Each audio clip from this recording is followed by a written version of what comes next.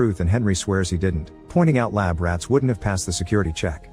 As they hug each other for comfort, suddenly Ralph comes out and jumps on Jenny while ignoring Henry's attempts to stop him.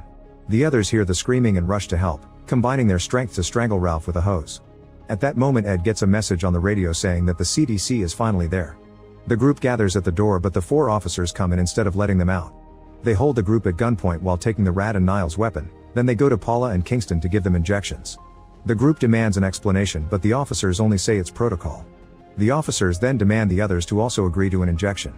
Everyone is hesitant so Louise volunteers first, but before she can be injected her cat bites her neck and runs away. While an officer opens fire and misses every shot, Kingston finally transforms and jumps on the guy to bite him. The other officers shoot Kingston down and try to take their partner away, only to find the door locked. They shoot at it to force it open and run outside, so Forrest uses the chance to follow them out. The police open fire as soon as they see them and kill them all except for one agent, who only gets shot in the leg. The group drags the surviving agent inside before closing the door.